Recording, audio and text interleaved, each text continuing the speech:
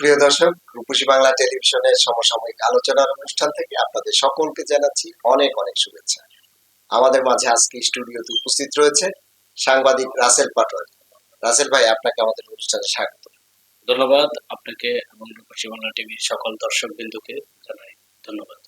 ধন্যবাদ। যে বিষয়টি নিয়ে প্রথমে আলোচনা করতে চাই সেটি হচ্ছে, আজ শুরু হচ্ছে জাতীয় সংসদ নির্বাচনের প্রচারণা। এত অল্প সময়ের মধ্যে প্রার্থীরা প্রচার প্রচারণা শেষ করতে পারবে বলে আপনি মনে করেন? আপনি জানেন যে দীর্ঘ সময় পর্যন্ত একটি 5 আগস্টের গণ অভ্যুত্থানের পর থেকে একটি নির্বাচন নিয়ে আশা আকাঙ্ক্ষা ছিল এদেশের জনগণের। তার ধারাবাহিকতায় আগামী 12 ফেব্রুয়ারি জাতীয় নির্বাচনের দিন নির্ধারণ করা হয়েছে, তফসিল ঘোষণা করা হয়েছে। আজকে থেকে প্রার্থীদের নির্বাচনী প্রচারণা শুরু। সেজন্য স্বল্প সময়ের মধ্যে প্রার্থীরা নির্বাচনী যে প্রচারণা তা করতে সক্ষম হবে একটি মাত্র কারণ, যেটা হলো এখন ডিজিটাল যে যুগ, এই ডিজিটাল পদ্ধতিতে এবং বিভিন্ন মাধ্যমে গণমাধ্যমে তারা তাদের প্রচারণা ইতিমধ্যে শুরু করে দিয়েছিলেন। সোশ্যাল মিডিয়ার মাধ্যমে ইতিমধ্যে প্রচারিত হয়ে গেছে। শুধু কয়েকজন লোকের নমিশন হয়তো বাতিল হয়েছে, সেখানে নতুন কিছু সংযোগ হয়েছে, মার্কা কিন্তু দলীয়ভাবে সবারই ঠিক আছে। সেজন্য অল্প সময়ের ভিতরে হলেও প্রচারণা ইতিমধ্যে প্রত্যেকটা মানুষের কাছে পৌঁছেছে। আর সেকেন্ড টার্ম হলো, একজন প্রার্থীর জন্য সকল ভোটারের কাছে পৌঁছা এটা একটা চ্যালেঞ্জিং ব্যাপার। সেটাকে তারা তাদের মোড়ে মোড়ে বা এলাকা বেশি পথসভার মাধ্যমে একজন প্রার্থী তার নির্বাচনী ইশতেহার জনগণের কাছে পৌঁছে দিতে পারবে এবং মিডিয়া কভারেজের মাধ্যমে তার যে ইশতেহারটা সেটা জনগণের কাছে পৌঁছে দিতে পারলে ইনশাল্লাহ তাদের প্রচারণা এবং সফলতা পাবে। সেই ক্ষেত্রে যারা গ্রামগঞ্জের নারীরা রয়েছে, আমাদের মা বোনেরা রয়েছে, তাদের কাছ পর্যন্ত পৌঁছানো কি সম্ভব এই প্রচারণার বিষয়টি? যেহেতু বাংলাদেশের সোশ্যাল মিডিয়ায় প্রত্যেকটা নাগরিক সক্রিয়, সেক্ষেত্রে সোশ্যাল মিডিয়ার মাধ্যমে ইতিমধ্যে তাদের যে প্রচারণা তা তারা পৌঁছাতে সক্ষম এবং তাদের দলীয় যে কর্মী বাহিনী আছে সক্রিয়, তাদের মাধ্যমে ডোর টু ডোর ইতিমধ্যে তারা চলে গেছে এবং যাওয়াটা তাদের মধ্যে সম্ভব। কারণ প্রার্থীর পক্ষে সম্ভব না হলেও তারা তাদের দলীয় কর্মীদের মাধ্যমে প্রত্যেক ঘরে তাদের যে মার্কা এবং লিফলেট ইতিমধ্যে পৌঁছে গেছে এবং আগামীতে তাদের নির্বাচনী ইশতেহার দিয়ে তারা পৌঁছানো সম্ভব। তারপরে আপনি বলতে চাচ্ছেন যে এই সময়টুকুর মধ্যে প্রচারণা সম্পন্ন করতে পারবে তারা?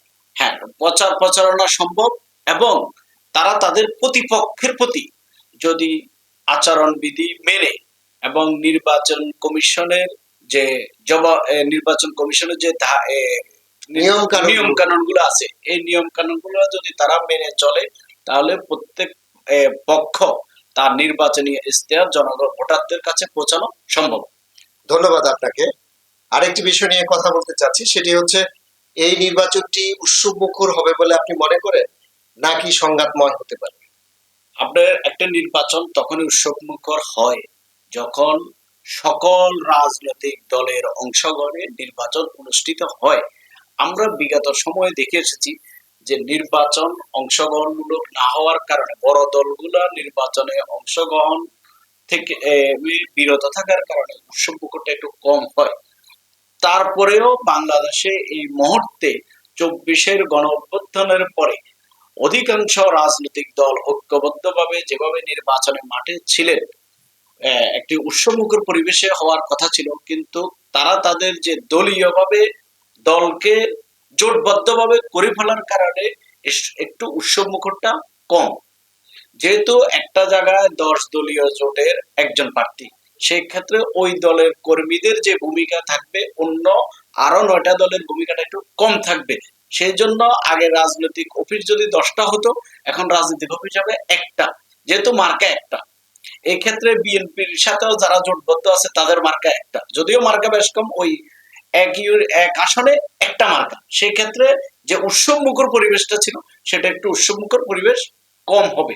এরপরেও নির্বাচন কমিশন যদি তাদের ভোটারদের নিরাপত্তা দিতে পারে, ভোটারদের যে নিরাপত্তা দিতে পারলে এবং ভোটারেরা প্রার্থীরা ভোটারদের কাছে যদি তাদের নির্বাচনী ইশতেহার নিয়ে যেতে পারে, যে তাহলে এই নির্বাচন উৎসবমুখর হবে। আর যদি যাওয়ার পথে বাধা সৃষ্টি করে এবং নির্বাচন আচরণবিধি লঙ্ঘন করে, সেক্ষেত্রে ভোটাররা নিরাপত্তাহীনতায় থাকলে এই ভোটার উৎসবমুখর পরিবেশ হবে না। সেই ক্ষেত্রে পেশি শক্তি দ্বারা নিয়ন্ত্রিত হবে এবং আইন শৃঙ্খলা বাহিনী দ্বারা যদি তাদেরকে সাথে সাথে ব্যবস্থা না নিতে পারে, তাহলে উৎসবমুখর পরিবেশ থাকবে না। আমরা বিগত দিনে যখন দেখেছিলাম 1996 সালের 15 ফেব্রুয়ারি নির্বাচন, একমুখী একটা নির্বাচন, এবং 2008-এর যে নির্বাচন, 8-এর পরে 2014, 18, 24-এর যে নির্বাচন, এরকম একটা নির্বাচন হয়তো হবে। আর যদি যারা এখন নির্বাচনে অংশগ্রহণ করেছে প্রত্যেকের যদি অধিকার তাদেরকে দেওয়া হয়, তাহলে একটি উৎসবমুখর পরিবেশ সৃষ্টি হবে। আর যদি নির্বাচন কমিশন যদি কোনো ভূমিকা না রাখে, প্রশাসন যদি সাথে সাথে কোনো ব্যবস্থা না নেয়, তাহলে উৎসবমুখর পরিবেশ কখনোই হবে না। পেশি শক্তি, যার যেখানে পেশি শক্তি আছে সেখানে সে ক্ষমতা নির্বাচন দখল করে নিবে এবং ভোট কেন্দ্রে মানুষ যাওয়ার উৎস পাবে না। আপনার কথা অনুযায়ী তাহলে উৎসব মুখর করার ক্ষেত্রে কিছুটা শৈথিল্য দেখা যাচ্ছে, সেটা হচ্ছে জোট হওয়ার কারণে। যেই দলের প্রার্থী ওইখানে নমিনেশন পেয়েছে, ওই দলের লোকজন সেখানে বেশ আনন্দঘন অবস্থা আছে। অন্য যারা জোটের অন্যান্য দলের যারা আছে তাদের মধ্যে সেই উৎসাহটা কম, এটা আপনি বলতে চাচ্ছেন। এটা একটা কারণ। আর একটা হচ্ছে পেশি শক্তির যে জায়গাটি, সেটা একটা অন্যতম কারণ আপনি যেটা বলতে চাচ্ছেন। আর একটা হচ্ছে আইন শৃঙ্খলা বাহিনী যদি সঠিকভাবে দায়িত্ব পালন করে, তাহলে এটা উৎসব মুখর সত্যিকার অর্থেই রূপ লাভ করবে। এবং আইন শৃঙ্খলা, আপনি জানেন যে বাংলাদেশের যে নির্বাচনগুলো অতীতেও হয়েছে, প্রশাসন একটা দিকে যখন ঝুঁকে পড়ে, তখন মানুষ তার প্রশাসনের প্রতি আস্থাহীনতায় ভোগে। সেই জন্য মানুষ দুর্বল হয়ে যায় এবং মানুষ তখন আর ওই যে নির্বাচনের যে উৎসবমুখর পরিবেশটা থাকে, ওই উৎসবমুখর পরিবেশটা থাকে না।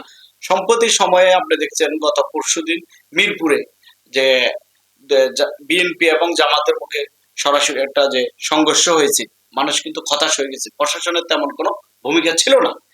সেজন্য আমরা মনে করি প্রশাসন তার আইনের ধারাবাহিকতায় বজায় রেখে এবং আইন শৃঙ্খলা পরিস্থিতি যদি স্বাভাবিক রাখতে পারে, তাহলে নির্বাচন উৎসবমুখর পরিবেশ হবে। আবার এই কথাটিও তো সত্য যে বাংলাদেশের ইতিহাসে বা পৃথিবীর অন্যান্য দেশেও ভোটের ক্ষেত্রে দেখা যায় যে কাদা ছোড়াছুড়ি বলে। আর বাংলাদেশের মতো মানে এই সাবকন্টিনেন্টে, ভারত উপমহাদেশে যে নির্বাচনগুলো হয়, সেখানে কম বেশি কিন্তু সংঘাত হয়। এটা এটা মানে সেই আমরা পুরনো ছোটবেলা থেকে দেখতে দেখতে এখন পর্যন্ত দেখে আসছি বাংলাদেশের ইতিহাসও, যে এমন কোনো নির্বাচন নেই যে নির্বাচনে কম বেশি সংঘাত হয়। কিন্তু বুঝতে হবে যে সেটা পরিমাণটা কম কিনা বেশি। আমরা কি আশা করতে পারি এবার সংঘাত তেমন একটা হবে না?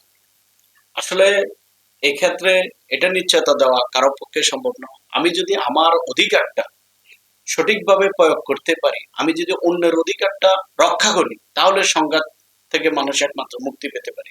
আসলে বাংলাদেশের যে নির্বাচনী ব্যবস্থাটা এখন পর্যন্ত সঠিক পন্থায় এই স্বাধীনতার 54 বছরে কোনো সরকার তা ব্যবস্থা করতে পারে নাই, যে আমার ভোট আমি দিব, আমার ভোট যেন অন্যকে আমি না দিলে যেন অন্য কেউ না দিতে পারে, এই পদ্ধতিটা কোনো সরকার ব্যবস্থা করতে পারে নাই।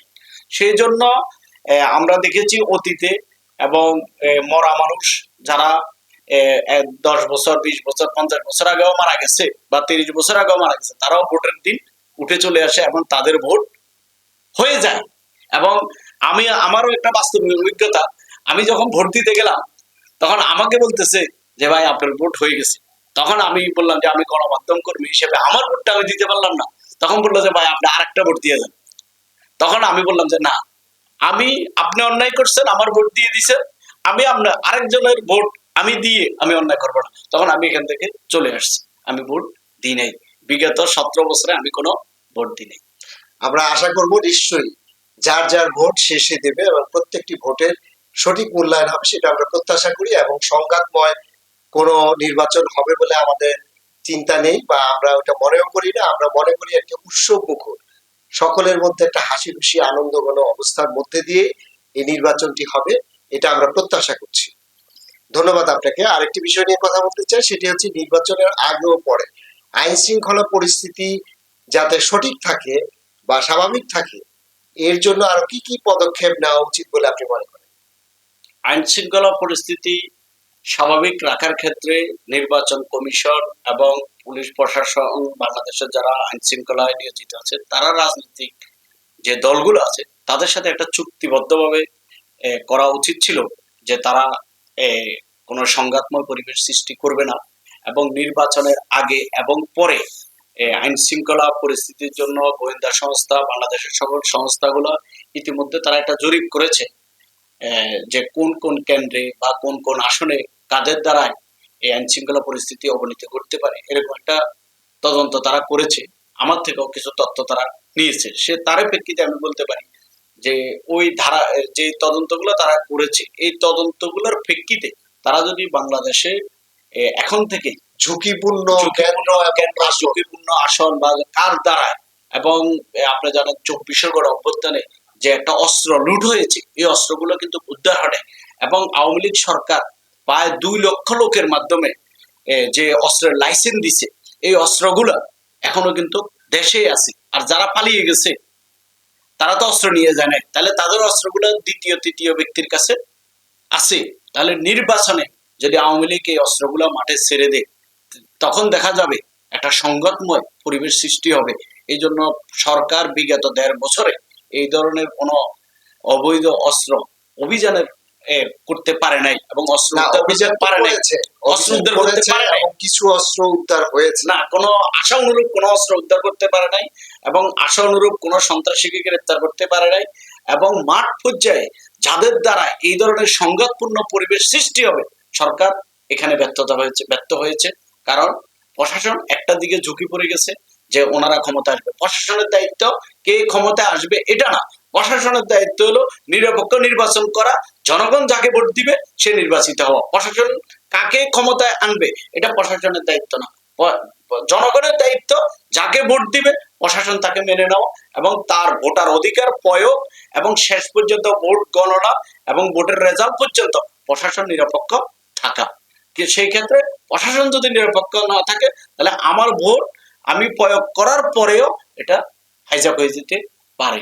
এই জন্য প্রশাসনকে আমরা উদ্যত আহ্বান জানাবো, আপনারা আপনাদের পরিবেশ, আপনারা আপনাদের যে সিদ্ধান্ত, যে আইন নিয়ম নীতি, আপনারা শৃঙ্খলাবদ্ধ ভাবে থেকে আপনারা নিরপেক্ষ নির্বাচনের মাধ্যমে এই দেশের জনগণের ভোট যাকে দিবে তাদেরকে ক্ষমতায় বসান, কারো প্রতি ঝুঁকে না যাওয়া। নিশ্চয়ই এই দেশে এবারে নির্বাচন একটি নিরপেক্ষ হবে, এবং সকলে মিলে যার যার ভোট, সেই ভোটের যাতে সত্যিকার অর্থে বাস্তবায়ন ঘটে, সেটা নিশ্চয়ই আমরা প্রত্যাশা করছি। এবং আমরা প্রত্যাশা করছি যে এই নির্বাচনকে কেন্দ্র করে কোনো ধরনের সংঘাত হবে না, এবং সকলেই সুষ্ঠু সুন্দরভাবে ভোট কেন্দ্রে যাবে, ভোট দিবে, এবং সেই ভোটের প্রতিফলনটি তারা দেখতে পাবে। ধন্যবাদ আপনাকে, আপনি আমাদের অনুষ্ঠানে কষ্ট করে আসার জন্য। ধন্যবাদ আপনাকে এবং রূপসী বাংলা টিভির সকল দর্শককে আমার পক্ষ থেকে ধন্যবাদ। সুপ্রিয় দর্শক, রূপসী বাংলা টেলিভিশনের এই অনুষ্ঠানটি যারা দেখছেন তাদের সকলকে ধন্যবাদ জানিয়ে এখানে শেষ করছি। আল্লাহ হাফিজ।